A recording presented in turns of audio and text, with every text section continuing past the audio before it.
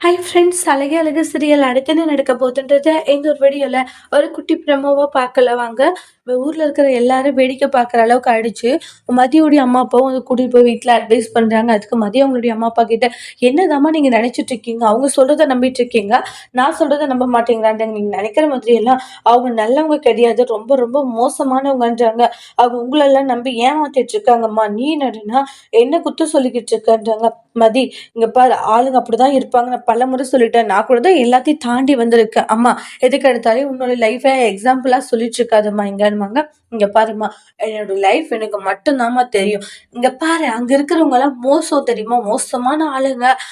எப்படி நடந்துக்கணும், எப்படி ஒரு மனுஷங்கள ட்ரீட் பண்ணணுன்றது கூட உங்களுக்கு தெரியலம்மா அப்படின்ட்டெல்லாம் சொல்றாங்க. மதி, எல்லாமே ஒரே மாதிரியான வாழ்க்கை கிடைச்சிடாது, சரியா? இங்க பாரு, உனக்கு இந்த மாரி ஒரு வாழ்க்கை கிடைச்சிருக்கு. இதோட மோசமான ஆளுங்களும் இருக்காங்க. கொடுமைப்படுத்துறவங்க இருக்காங்க மதின்றாங்க. அம்மா, இப்படி கொடுமைப்படுத்துறவங்க இருந்திருந்தா நான் சும்மாவே விட்டுருக்க மாட்டேம்மான்றாங்க. சரி, நாட்டுல எவ்வளவோ பேர் கொடுமைப்படுத்துறாங்க. நீ எல்லாத்துக்கும் போய் சொல்யூஷன் சொல்லிட்டு இருப்பியா? இல்ல, இல்ல.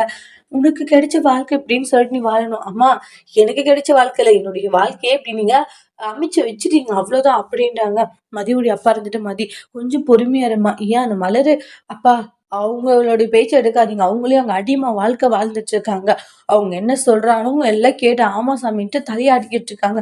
நானே அவங்கள திட்டிக்கிட்டு இருக்கேன். நீங்க என்னடான்னா, அவங்கள பத்தி இங்க பேசிட்டு இருக்கீங்க. யார் என்ன சொன்னாலும் சரி, இந்த பிரச்சனை இப்படி விட போறது இல்லப்பா. இது 2ல 1 பார்க்காம விட மாட்டேன்ட்டு மதி உள்ளார போயிடுவாங்க.